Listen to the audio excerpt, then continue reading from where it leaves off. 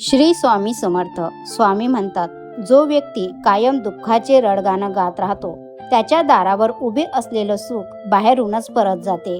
आणि जो व्यक्ती स्वामींवर श्रद्धा ठेवून स्वामींच्या इच्छेत इच्छा मिळून राहतो त्याला स्वामी कृपेने सुख प्राप्त होते. हरलेल्या मनाचा तूच विसावा, थकलेल्या जीवाला तुझाच आधार, अंधारलेल्या वाटेला तूच प्रकाश, डगमगणाऱ्या पावलांना तुझीच साथ. श्री स्वामी समर्थ. जय जय स्वामी समर्थ. नमस्कार स्वामी भक्तांनो, तुमच्या सर्वांचं स्वागत आहे स्वामी भक्ती प्रतिभा या चॅनलमध्ये. आजचा दिवस तुम्हाला आनंदाचा, आरोग्यदायी जाओ हीच मी स्वामीचरणी प्रार्थना करते आणि आजच्या आपल्या स्वामी संदेशला सुरुवात करते. स्वामी भक्तांनो, तुम्हाला एकच नम्र विनंती आहे, तुम्ही आपल्या चॅनलवर नवीन असाल तर कृपया चॅनलला सबस्क्राईब, लाईक, शेअर करा आणि कमेंटमध्ये भिवू नकोस, मी तुझ्या पाठीशी उभा आहे टाईप करा. स्वामींच्या आशीर्वादाने तुमच्या सर्वांच्या सर्व चांगल्या इच्छा स्वामी महाराज नक्कीच पूर्ण करतील. सदैव तुमचे व तुमच्या परिवाराचे रक्षण करतील. स्वामी भक्तांनो, तुमच्यासमोर 2 अंक आहेत, त्यापैकी तुम्हाला एकाला निवडायचं आहे आणि आजचा स्वामी संदेश तुमच्यासाठी काय आहे ते तुम्हाला जाणून घ्यायचं आहे. आता हा संदेश त्या भक्तांसाठी ज्यांनी 14 नंबरच्या अंकाला स्पर्श केला आहे. बाहेर पडल्याशिवाय आपल्याला जग कळत नाही, मीपणा सोडल्याशिवाय माणसं जुळत नाही, कुणासाठी धावून गेल्याशिवाय माणुसकी उजळत नाही, कष्ट केल्याशिवाय सुख मिळत नाही आणि चांगले विचार असल्याशिवाय आपलं आयुष्य घडत नाही. सुख आपल्या हातात नाही, पण सुखाने जगणे मात्र आपल्या हातामध्ये आहे. जर तुमचा कर्मावर विश्वास असेल आणि देवावर श्रद्धा असेल तर काळ कितीही वाईट आला तरीही तुम्हाला मार्ग नक्कीच सापडेल. जिथं चुकतंय तिथं खरं बोलण्याची हिंमत ठेवा. जगाला नाही पण मनाला नक्की समाधान मिळेल. काही वेळा नियती तुम्हाला मुद्दाम अनपेक्षित संकट देते, ते फक्त आपलं कोण आणि परकं कोण हे ओळखण्यासाठी. झाडाला पाणी कमी पडलं की पानं गळून पडतात, तसंच माणसाकडे पैसा कमी पडला की नाती गळून पडतात. संकट हे पाण्यासारखं असतं, ते तुम्हाला बुडवण्यासाठी नाही तर त्यात कसं पोहायचं ते शिकवण्यासाठी येत असतं. स्वामी म्हणतात, बाळा, कष्ट करण्याच्या वयामध्ये जर तुम्ही आराम करत बसलात तर आराम करण्याच्या वयामध्ये कष्ट करावे लागतील. दिवा जरी सूर्याची बरोबरी करू शकत नसला तरीही अंधारात त्याचे महत्त्व सूर्या इतकेच आहे. त्यामुळे स्वतःला कधीही कुठेही कमी समजू नका. स्वामी म्हणतात, बाळा, खूप लोक तुमच्या जवळ येऊन तुम्हाला सोडून जातील, कारण लोक देव पावला नाही म्हणून देवाला सुद्धा बदलतात. धोका हा मंदिरातल्या प्रसादासारखा असतो, थोडा का होईना पण प्रत्येकाच्या वाटेला तो येतच असतो. स्वामी म्हणतात, लक्षात ठेवा, आळस झटकल्याशिवाय यशाचा कळस दिसत नाही. स्वामी म्हणतात, तुझं अस्तित्व कोणाच्या परवानगीवर अवलंबून नाही, तू स्वतःचं जग स्वतः घडवू शकतोस. उजेडात नवीन माणसं आली की अंधारात साथ देणाऱ्या लोकांचा विसर पडतो. एखाद्याच्या वाईट काळावर हसण्याची चूक करू नका, ती वेळ आहे, चेहरे लक्षात ठेवते.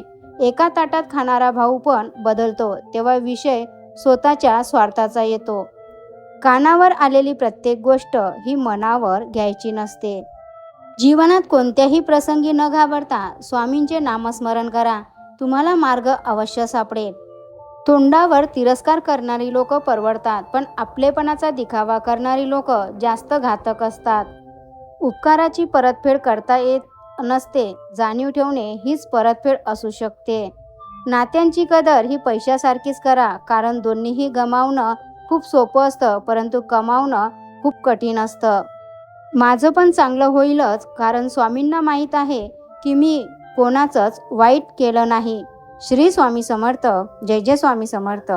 आता हा संदेश त्या भक्तांसाठी ज्यांनी 12 नंबरच्या अंकाला स्पर्श केला आहे. स्वामी महाराज म्हणतात, चेहऱ्यावर कोणतेही भाव न दाखवणारी व्यक्ती खूपच आतल्या गाठीची असते. वरून जरी सगळं शांत वाटत असलं तरीही ते जातील ते वादळ निर्माण करत असते. खरं समोर आल्यावर सुद्धा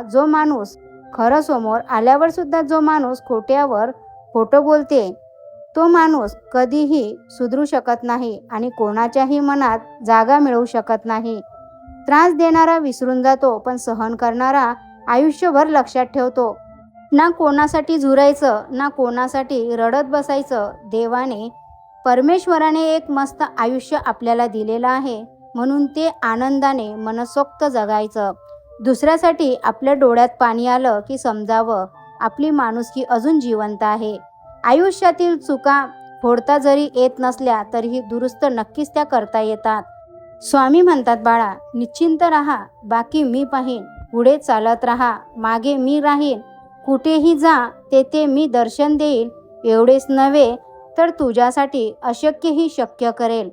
तुमचा विश्वास असेल तर श्री स्वामी समर्थ टाईप करा. थोडं जपून. कच्च्या कानामुळे पक्क्या नात्याला तडा जाऊ शकतो, म्हणून किती विश्वास ठेवायचा हे आपलं आपण ठरवायचं असतं. स्वामी म्हणतात, बाळा चांगलं करूनही काही लोक तुम्हाला वाईट समजत असतील तर तो तुमचा दोष नाही. कदाचित तुम्हाला ओळखण्या इतपत त्यांची पात्रता नसेल. सृष्टी कितीही बदलली तरीही आपण सुखी होऊ शकत नाही, पण दृष्टी जराही बदलली तर सुखी होऊ शकतो. ज्यांना धन कमवायचं त्यानं कणसुद्धा वाया घालू नये, आणि ज्यांना ज्ञान कमवायचं त्यांनी एक क्षणसुद्धा वाया घालू नये. स्वामी महाराज म्हणतात, इथेच कमवायचं आहे आणि इथेच गमवायचं आहे, म्हणून कोणालाही देता आलं नाही तरीही चालेल, पण कोणाचे मन दुखवू नका, कारण माणुसकीचे मोल हे पैशापेक्षा खूप मोठं असतं. रोज स्वतःशी बोलत राहा आणि आपल्या मनाला सांगत राहा, सगळं छान होणार. सुख स्वतःच्या पावलांनी चालत येईल. माणूस गरिबीमुळे नाही किंवा पैशामुळे माणूस कधीच खचत नाही, तर माणूस तेव्हाच खचून जातो जेव्हा काही लोक आपले असून सुद्धा क्षणाक्षणाला परकेपणाची जाणीव आपल्याला करून देतात. हीच खरी वास्तुस्थिती आहे.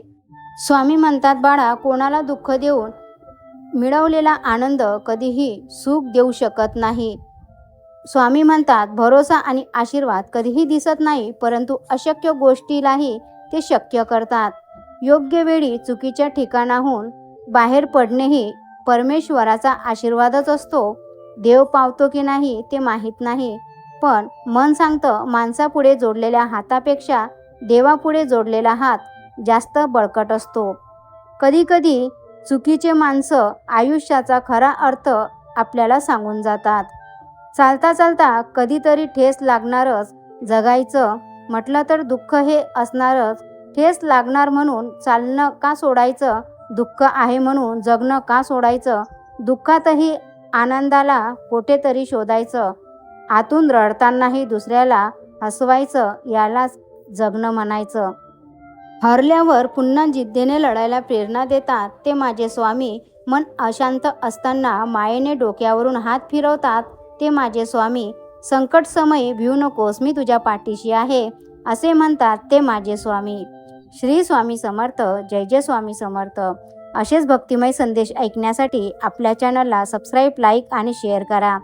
संदेश आवडल्यास हो म्हणून टाईप करा.